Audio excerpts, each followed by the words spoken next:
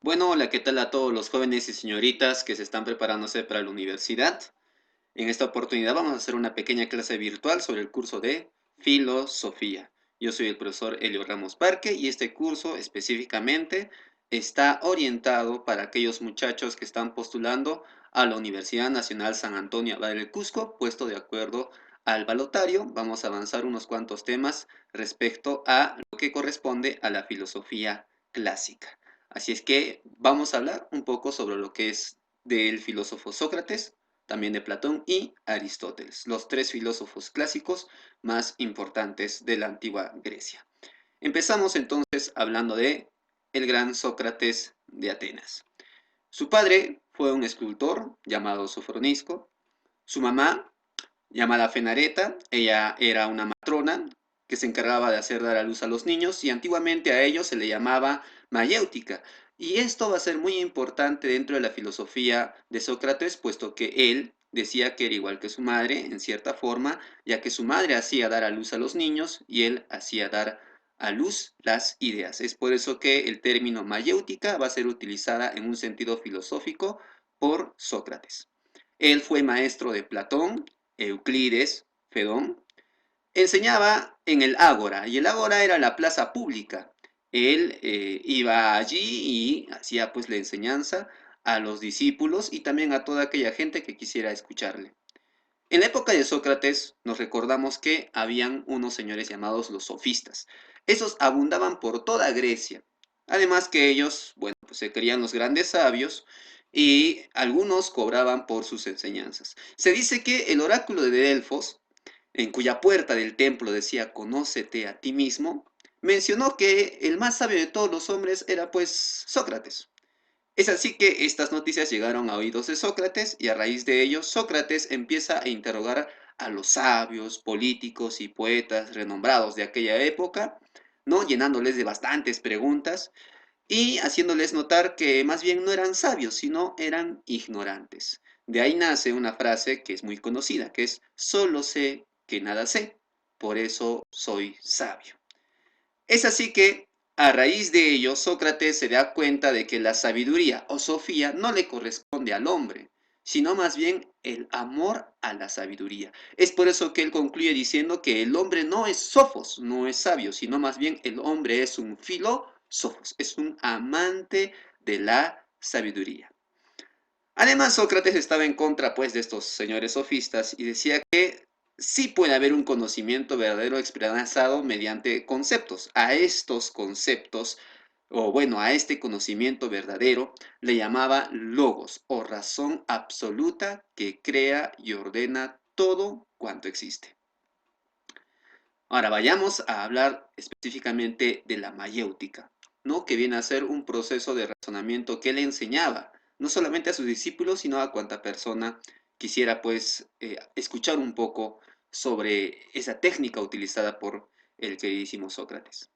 La mayéutica se divide en dos etapas. El primero se llama ironía o también llamado momento negativo, en el cual, mediante preguntas diversas, se confunde al interlocutor llevándolo a la contradicción y haciéndole aceptar su propia ignorancia. O sea, mediante preguntas y preguntas lleva a la persona a aceptar su ignorancia sobre el tema, llevándolo así hasta el momento de el solo sé que nada sé. Y partiendo justamente de la ignorancia de las cosas, ahí aparece la mayéutica en sí, o comúnmente llamado el momento positivo, en el cual, partiendo del solo sé que nada sé, ¿no? Se hacen parir ideas, o sea, se hacen dar a luz ideas para responder a las grandes preguntas que se hacen, ¿no? O que hace la persona que está conversando con Sócrates. Y de esta forma, mediante el no aceptar que no sabe nada, entonces se empieza a buscar respuestas a esas preguntas, se hacen parir ideas para poder solucionar esa pregunta, llegándose así a la razón, partiendo de su propio razonamiento, llegando así hacia la luz del conocimiento propio. Es así que justamente este segundo momento, ¿no?, de la mayéutica nos lleva a la noción de conócete a ti mismo. Pues las respuestas no te las va a dar Sócrates, sino te las das tú mismo, haciendo parir justamente las ideas y llegando a una idea correcta para solucionar ese problema. Es por eso que la mayéutica de Sócrates era una técnica muy interesante para poder conocer la verdad de las cosas. Bueno, también Sócrates es conocido por tener ciertos planteamientos morales. Por ejemplo, la primera noción, esa de conócete a ti mismo, que justamente es la parte de la mayéutica más importante, hace que el hombre sea dueño de sí mismo. Recordémonos que en la época de Sócrates, los sofistas eran los grandes sabios quienes te daban la respuesta a todas las cosas. Por ende, tú no eras dueño de ti mismo, eras dueño de la respuesta que te daba el sabio. Pero con la mayéutica, uno ya no necesitaba la respuesta del sabio, uno podía encontrar la respuesta, ¿no?, de sí mismo, de aquella pregunta que se hizo. Por ende, uno ya no es esclavo de un sofista o esclavo de otro, uno es dueño de sí mismo. Y por ende, esta noción de conócete a ti mismo, ¿no?, genera pues una especie de sabiduría. Y esa sabiduría propia se identifica con la virtud, llamada por Sócrates arete. Y es así que la virtud lleva a la perfección y esta lleva a la felicidad. Por ende, el conócete a ti mismo nos lleva a la felicidad de las cosas, puesto que siempre vamos a tener la respuesta a las preguntas que nos hacemos constantemente. Y por ende, vamos a poder solucionar los problemas más fácilmente. Otro planteamiento muy interesante es que él dice que el hombre es vicioso o el hombre actúa mal porque es ignorante, ya que si una persona no enfrenta su problema, trata de buscar un vicio o un escape para poder evadir el problema. Y al evadir el problema no estamos siendo virtuosos, sino más bien estamos alargando el problema y no estamos dándole respectivamente la respuesta o solución a esto. Por eso él dice que el hombre es vicioso, pues, ¿no? Porque al ser vicioso uno no está siendo inteligente, sino más bien está siendo ignorante, ya que no está buscando la solución al problema, sino más bien lo está atrasando. Por eso menciona que la sabiduría hace virtuosos a los hombres. Otro planteamiento interesante es que él plantea la cadena de injusticias, en la cual él dice que una venganza lleva a otra venganza, y la venganza proviene también de un acto propio de la ignorancia. En ese sentido, Sócrates estaba en contra de la ley del talión, ojo por ojo, diente por diente, no iba pues a generar una solución a los problemas, sino iba a generar otro tipo de problemas. Por ende, la venganza no puede ser un acto propio de la virtud, sino la venganza es un acto de la ignorancia que desvirtúa al hombre. Eso nos menciona Sócrates.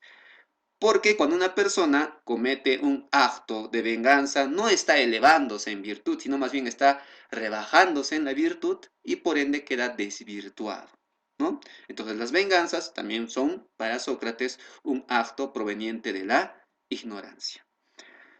Bueno, otro planteamiento interesante es que Sócrates, bueno, era idealista y menciona que el estudio de la naturaleza era superfluo. ¿De qué sirve conocer la naturaleza si es que ésta no va a servir de mucho para el hombre? Es por ello que es mejor preocuparnos por nosotros mismos, estudiar al hombre para formarlo correctamente. Entonces, esto también nos plantea, ¿no?, nuestro queridísimo Sócrates. Vayamos al siguiente filósofo, el discípulo de Sócrates que viene a ser Platón de Atenas. Su verdadero nombre en realidad era Aristócles. El sobrenombre de Platón quiere decir el de espalda ancha, porque él era corpulento. Fue alumno de Sócrates y él funda un centro de estudio llamado la Academia de Atenas. Se llamaba así porque estaba cerca del templo de Academo, que era un héroe griego.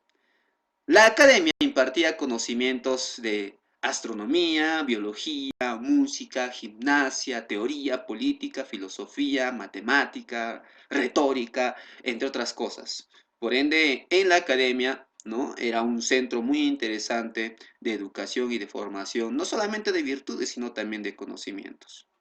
Platón menciona que no existe nada en los sentidos que no hayan estado antes en el mundo de las ideas. En ese entenderse, Platón resalta que las ideas son primero y los sentidos son después.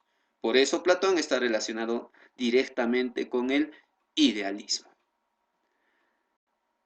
Para entender el siguiente planteamiento es necesario hablar sobre la alegoría de las cavernas. Esta se encuentra en su libro La República, parte 7, y menciona lo siguiente. En este gráfico vamos a poderlo entender mucho mejor. Platón, en resumen de todo esto, dice lo siguiente. Los seres humanos somos personas que, como estamos viendo acá, estamos amarrados de pies y manos, ¿no? Y vivimos encerrados en una gran caverna, en la cual nosotros solamente podemos ver sombras de los objetos. Ahí están las sombras de las cosas. Pero estas sombras, ¿no? Son proyectadas ya que gracias a una iluminación, la caverna está iluminada, y por ende gracias a esta iluminación, ¿no? Podemos ver unas sombras que están llevadas por otras personas que están acá agarrando unas imágenes por las cuales estas imágenes con la luz proyectan la sombra a la cual nosotros estamos obligados a ver. Por ende, para nosotros que todo el tiempo hemos vivido encerrados en esta caverna, esta es la realidad. Y esta realidad nos está dado por otros seres que nos quieren hacer entender que esa es la realidad a la cual nosotros debemos creer. Pero Platón dice de que uno de estos hombres logró escaparse, y al lograr escaparse, salió de la caverna y conoció la verdad de las cosas. Fuera de la caverna, ahí estaba la verdadera iluminación. Ahí estaban los verdaderos objetos, ahí estaban las verdaderas cosas, estaban las imágenes originales. Y cuando este ser que se escapó conoció la verdad, regresó nuevamente a la caverna para enseñarles a los hombres el camino hacia lo verdadero, el camino fuera de la caverna que estaban encerrados. Pero los hombres, al no creer en él, sencillamente dijeron, pues si no lo vemos, no creemos, ya que tú nos cuentas muchas cosas, pero no es algo que lo veamos, porque lo que estamos viendo acá es verdadero, lo que tú nos dices no es verdad. Entonces no creyeron en ese hombre y terminaron asesinándolo y siguieron viviendo en esta caverna encerrados. Esta alegoría de las cavernas está dedicado a su maestro Sócrates, que él, utilizando la mayéutica, trató de hacer entender a los hombres el camino a la verdad. Y cuando los hombres no entendieron ese camino, sobre todo pues los sofistas, decidieron matarlo y seguir viviendo en el mundo de las cavernas. Bueno, en base a esto se hace justamente la teoría de los dos mundos, que es muy conocida en la teoría de Platón, puesto que este mundo, el mundo de la caverna, será conocido como el mundo de los sentidos, y este mundo, que es el mundo que está fuera de la caverna, se conocerá como el mundo de las ideas o también llamada el topus Uranus. Muy bien, vayamos entonces a hablar sobre esos dos mundos. El primero, que es el mundo sensible o el mundo de los sentidos, es el mundo que nosotros percibimos, es el mundo material, nuestro mundo, el que es superfluo, destructible, es imperfecto. Tiene las siguientes características. Primero es particular, múltiple, porque varía de persona a persona, no todos lo percibimos de la misma manera. Este mundo sensible cambia constantemente, ¿no? No es un mundo que está estático, sino es un mundo constantemente dinámico. En el mundo sensible se muestran imágenes, que son las copias de una idea o las copias de las imágenes, como lo hemos visto en el dibujo de la alegoría de las cavernas. Este mundo es corpóreo, o sea, es material, y como es material, puede ser aprendido por los sentidos, ¿no? En comparación existe pues el otro mundo, el mundo de las ideas, también conocido como el topus Uranus. Este mundo, ¿no? Es diferente pues al mundo de lo sensible. En este caso las ideas son perfectas, son eternas y son inmutables. Las características del mundo de las ideas son, es universal, es único. ¿Por qué? Porque si vamos al mundo de lo sensible, si decimos por ejemplo perro, hay diferentes razas de perros, diferentes tamaños, diferentes colores.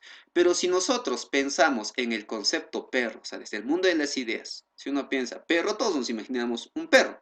Por ende, no importa el idioma en el que se hable, no importa el perro que te hayas imaginado, el perro tiene la misma característica, por ende es único. Para todos vamos a tener la misma imagen de ese concepto o idea, por eso es universal. Ahora, el mundo de las ideas es eterno, no cambia. La idea va a seguir siendo la misma, aunque pasen mucho tiempo, ¿no? Ahora, en el mundo de las ideas están las imágenes originales. Ahí está lo verdadero. Pero este mundo de las ideas es incorpóreo, es ideal. Y como es ideal, no se puede tocar. Por eso, este mundo solamente puede ser aprendido por la razón. Ahí están el mundo sensible y está el mundo de las ideas. Otros planteamientos importantes de Platón son los siguientes. Él habla sobre el alma, por ejemplo, y dice que el alma es eterna e inmortal. Cuando muere nuestro cuerpo, el alma regresa al mundo de las ideas, se nutre de la verdad, se nutre de lo original, y luego de ello cae a la tierra y se une a un cuerpo. El alma cae a la tierra, se une a un cuerpo y se vuelve prisionera de este cuerpo hasta su muerte. Y se dice pues que en este proceso el alma se olvida un poco de lo que conoció en el mundo de las ideas. Ahora, el cuerpo es perecible, el cuerpo muere y entra en constante cambio. Por eso es imperfecto, ya que no es eterno. Y como les mencioné, para que el hombre conozca la verdad o llegue a alcanzar la verdad, debe renunciar al mundo sensible y recordar lo que su alma vio alguna vez en el mundo de las ideas. A este recuerdo del alma inmortal, ¿no?, se le llama anamnesis, o también conocido como reminiscencia, que es recordar, ¿no?, lo que el alma vio en el mundo de las ideas. Además, también dice que el alma está compuesta por tres niveles. Existe un alma que se llama el alma razón, cuya ubicación está en la cabeza. Su característica es la sabiduría. La virtud es la prudencia. Corresponde generalmente a los gobernantes y su función es mandar. Y bueno, pues Platón lo relaciona con el metal oro. Luego está el alma voluntad. La ubicación está pues en el pecho. El carácter es el coraje.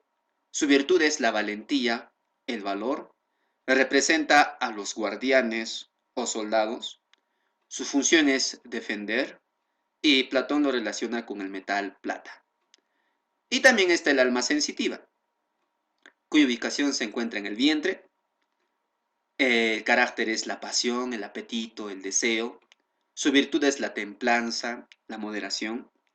Representa a los productores. Su función es trabajar y proveer y está relacionado con el metal bronce. Para Platón, el alma razón es el alma que debe dominar a estas dos almas de acá. Además dice de que cada una de ellas, ¿no?, aflora en cierta clase de circunstancias, pero el que debe generalmente dominar es el alma razón, ¿no? Por ejemplo, cuando una persona está comiendo, entonces está saliendo pues el alma sensitiva, el alma de la pasión, el apetito, el deseo. Cuando una persona tiene que defender a alguien, surge el alma voluntad, el alma de la valentía. Pero hay algo que nos dice que no comamos en exceso o no nos excedamos, ¿no?, defendiendo a alguien.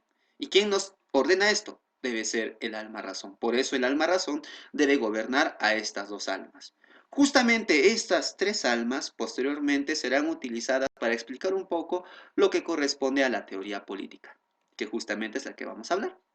En la teoría política, el señor Platón habla de que necesariamente deben existir tres clases sociales. Una clase que serán pues la base de todo, que son los comerciantes o artesanos, que es la base de la sociedad, y ellos están relacionados con el alma sensitiva, el alma, ¿no?, de la producción. Luego, debe haber una segunda clase, que es la clase de los militares, ¿no? Ellos participan en la seguridad y sirven para poder proteger a los comerciantes y también poder proteger a los gobernantes. Por ende, como ellos tienen la noción de la seguridad, el alma voluntad es la cual caracteriza a esta clase social. Y luego está esta de acá, la clase de los gobernantes, o conocidos como filósofos reyes por el señor Platón. Ellos son los líderes políticos y ellos están correspondidos por el alma razón. Ahora, Para Platón sí podía haber un cambio de clase social, podía un comerciante llegar a ser filósofo rey o podía un militar llegar a ser filósofo rey. Para ello, lo único que necesitaba era seguir un camino llamado educación, para lo cual el señor Platón hizo pues la famosa academia, para formar justamente filósofos reyes. Pero la virtud que debe caracterizar a estas tres clases sociales debe ser la justicia, la virtud suprema que él tomaba en cuenta. Muy bien, los principales escritos de nuestro filósofo Platón son La República, que está compuesta pues de 1 hasta 10 partes, trata de diversos temas, la política, la sociedad justa, la idea del Estado, justicia, entre otros, y bueno, pues en la parte 7 de este libro se encuentra la alegoría de las cavernas. También tiene el libro El Banquete, que está relacionado al amor, Fedón, que es la inmortalidad del alma, Critón, los deberes del ciudadano, Gorgias, que es retórica, Timeo, nociones teológicas y cosmogónicas, Hipias mayores, que también habla sobre el amor, Hipias menores, que habla del odio, Filebo, que habla sobre el placer y el bien, Apología a Sócrates, que justamente gracias a este libro se conoce la teoría de Sócrates y la vida de él, Eutidemo, que habla sobre los sofistas, Fedro, que habla sobre la belleza y la teoría del alma, Teeto, que habla sobre la ciencia. Ahora vayamos a otro filósofo muy importante, Aristóteles. El padre de Aristóteles era el médico del rey de Macedonia. Le llamaban el Estagirita, puesto que Aristóteles es del pueblo de Estagira, por eso es el Estagirita. Fue maestro del gran Alejandro Magno. Aristóteles, al igual que Platón, él también fundó un centro de estudio llamado el Liceo. Y bueno, pues Aristóteles llamó el Liceo así porque estaba cerca del templo del Liceo, también llamado Apolo. Aristóteles enseñaba a modo de diálogo. Y a él le gustaba pasear por los jardines del Liceo. De ahí nace justamente un término llamado peripato o paseo cubierto, ya que él siempre estaba acompañado de personas o sus discípulos. Es así que a los discípulos del señor Aristóteles les llaman los peripatéticos. Aristóteles contradice a la noción de Platón. Aristóteles dice, no existe nada en la mente que no haya estado en el mundo de los sentidos. Para Aristóteles, primero son los sentidos y luego son las ideas, porque no podemos tener idea de algo si es que no se ha tenido una experiencia de ello. Eso es lo que quiere decir Aristóteles. En ese sentido, Aristóteles pues no es idealista, ¿no? Aristóteles es pragmático. Aristóteles es una persona que pone en relevancia la experiencia sensible antes que las ideas. Por ejemplo, si alguien, digamos X persona, te preguntan, ¿alguna vez comiste, no sé, un plato propio de la China? ¿No? Y tú nunca sabes cómo será ese plato, entonces no tienes una idea de ello. Pero aquella persona que se haya probado ese plato sí va a tener una idea porque ya ha tenido una experiencia de haberlo consumido. Es por eso que para tener la idea de algo hay que tener la experiencia de algo. Eso es lo que menciona Aristóteles. Es así que él dice que las ideas son conceptos que parten del mundo de los sentidos y dan forma a lo que nosotros conocemos. Puesto que para tener la idea de algo hay que tener la experiencia de algo. Y una vez con esa experiencia, recién vamos a tener la forma para darle el nombre a otras cosas, ¿no? Es así que Aristóteles dice que todos los seres, sustancia y objetos, están compuestos de dos sustancias importantes. La forma, o morfe, y la materia, el ile. Ahí nace el ilemorfismo. La forma viene a ser la característica de las cosas, la ideal, ¿no? Las ideas que tenemos de las cosas. En cambio, lo material es pues la parte física de las cosas. Por eso dice que la forma es la cualidad de la materia, ¿no? Por ejemplo, a ver, en el caso de, si vamos a tratar de entender una piedra, ¿no? ¿Cuál es el hile de la piedra? El hile es la parte material de la piedra, esa parte corporal de la piedra. ¿Y cuál es la forma? ¿Qué características tiene la piedra? La piedra es dura, la piedra es sólida. Esas vienen a ser sus características, sus cualidades. Entonces, ahí nace justamente esta diferencia entre materia y forma, entre hile y morfe, ¿ya? Ahora, él también habla de que todas las cosas existen porque hay una causa de su existencia. Ahí nace la teoría de las causas. Y él habla de 4 causas. La primera es la causa material, que corresponde a la pregunta de qué es, o sea, de qué está hecho una cosa, la materia prima de algo. Por ejemplo, una estatua, ¿no? De mármol o piedra. Bueno, pues la materia prima de la estatua será, pues, ¿de qué está hecho? Puede estar hecho de mármol o puede estar hecho de piedra. Entonces, es justamente de qué está hecho algo, ¿no? La causa eficiente corresponde a la pregunta de quién lo hizo, llamado también el agente que causó el movimiento y que permitió que la cosa llegue a ser lo que son. O sea, ¿quién hizo las cosas? En este caso, por ejemplo, ¿quién hizo a la estatua? La estatua fue hecha por un escultor, por eso el escultor viene a ser la causa eficiente de la estatua. Ahora, la causa formal, que tiene que ver justamente con la idea de forma, corresponde a la pregunta de cómo es. Tiene que ver con la esencia de las cosas. Todas las cosas tienen una forma, por ende, la gran pregunta es la cualidad de la materia. ¿Cómo es eso? ¿No? En este caso, por ejemplo, si hablamos de una silla, ¿cómo es una silla? Entonces vamos a tener un modo de cómo fabricar la silla, una idea, un concepto de cómo es la silla para poder fabricarlo, para darle la característica de la silla, que es que tiene un espaldar, que tiene patitas para sentarse, que tiene un lugar para poner los cuadernos, etc. Entonces nos basamos en la idea o forma que tenemos de ello.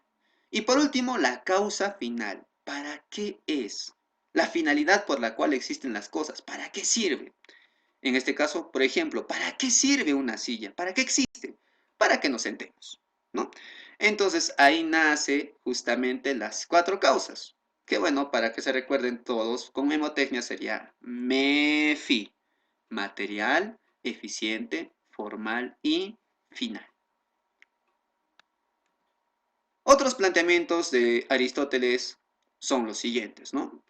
Él habla sobre el dios aristotélico. Para él, Dios es el motor inmóvil, causa primera de todas las cosas.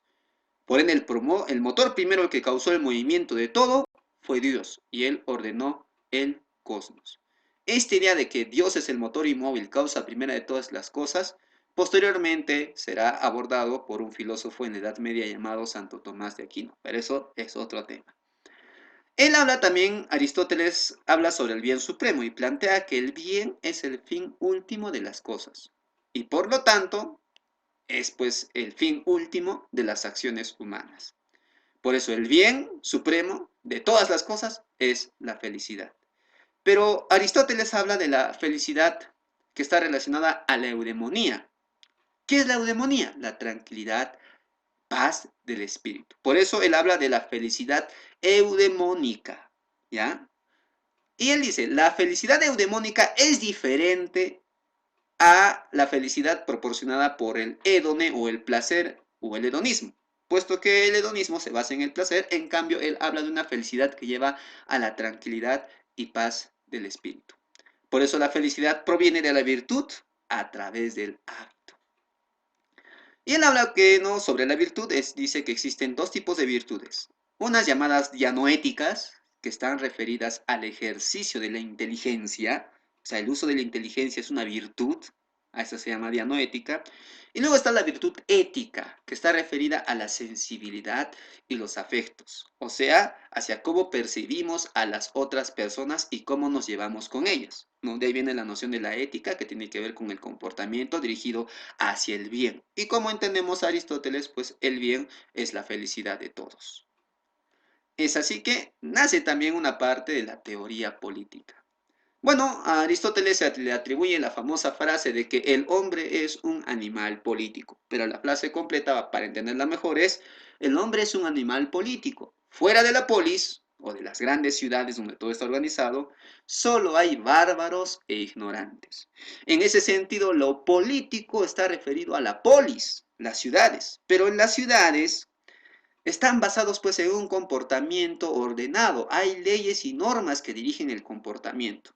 Por eso, estas leyes y normas que dirigen el comportamiento, que a su vez están administradas por personas como son los gobernantes, ¿no? Hacen referencia justamente a eso que se llama la política. A eso se refería Aristóteles. La política tiene que ver con el orden que debe existir en las ciudades y entre las personas que habitan en conjunto. Y fuera de las ciudades, en aquellos tiempos en Grecia, pues vivían los pueblos bárbaros. Y como los bárbaros no tenían orden, eran desordenados supuestamente según los griegos, por ende pues era una expresión de la ignorancia de ellos. Es por eso que Aristóteles menciona que el hombre es un animal político y fuera de la polis solamente hay bárbaros e ignorantes. Ahora, él menciona que la política debe formar ciudadanos virtuosos, ¿no? Ya sea en el sentido dianoético o ético. Ahora, ¿qué es la virtud? Para Aristóteles, la virtud es el término medio entre el exceso y el defecto. O sea, virtuosa es aquella persona que no se excede tanto ni es tan defectuoso. Virtuosa es aquella persona que está en equilibrio. Ahora, el fin del Estado es la felicidad del pueblo. Y para lograr esta felicidad, el Estado debe buscar, pues, o generar formas de gobierno. Ahí nacen dos formas de gobierno. Aristóteles menciona que hay, ¿no?, una forma de gobierno aceptable. Uno es la monarquía, en la cual un gobernante lo hace en favor de todos. La aristocracia es otra forma aceptable que menciona que es un grupo de personas poderosas, son los cuales que van a gobernar en favor de todos. Y la democracia, que viene a ser pues el gobierno de muchos, el gobierno del pueblo, por el pueblo y para el pueblo, ¿no? Esos son los gobiernos aceptables. Y lo que debería rechazarse son los gobiernos inaceptables. En oposición a la monarquía estaba la tiranía. La tiranía es el gobierno de uno en favor de sí mismo. Gobierna para uno mismo y los demás no le interesa. El segundo tipo era la oligarquía, que es la oposición de la aristocracia, en el cual un grupo gobierna solamente en favor de ese grupo, los demás no le interesan. Y estaba la demagogia u oclocracia, que es la oposición de la democracia, el cual era un desgobierno total, en el cual no había gobierno, ¿no? Bueno, los principales escritos de Aristóteles vienen a ser el Organum, llamado así por un instrumento de sonido o forma. Y el organum va a pasar a la historia por ser pues el tratado de lógica y de esta forma Aristóteles se convierte también en el padre de la lógica. Él también tiene un libro llamado Retórica que trata sobre el discurso, Poética, en el cual plantea que la poesía debe ser la catarsis social y humana, ¿no? Metafísica, una serie total de 14 libros, ¿no? En el cual plantea que Dios es el principio de todas las cosas. Ánima, que habla sobre la psicología, trata sobre el alma. Y bueno, pues psico, ¿no? Logía es justamente una de las ramas creadas por Aristóteles, el estudio del alma. Psiche es alma, logía, estudio tratado, por ende se le atribuye también a Aristóteles ser el padre de la psicología. Ética a Eudemo y Ética a Nicómano, en total en los dos son 6 libros, trata sobre el bien supremo, las virtudes y la felicidad. Política, que son 8 libros que habla justamente sobre los tipos de gobierno. Bueno, se le atribuye a Aristóteles la Constitución de Atenas, que estaba formada por las 158 constituciones de las ciudades-estado griegas. También tiene un libro sobre economía. Muy bien, muchachos, eso fue la clase por el día de hoy. Y bueno, pues es el fin de esta parte. Y nos vemos hasta el siguiente tema. Se despide de ustedes vuestro profesor, Helio Ramos Parque. Hasta luego.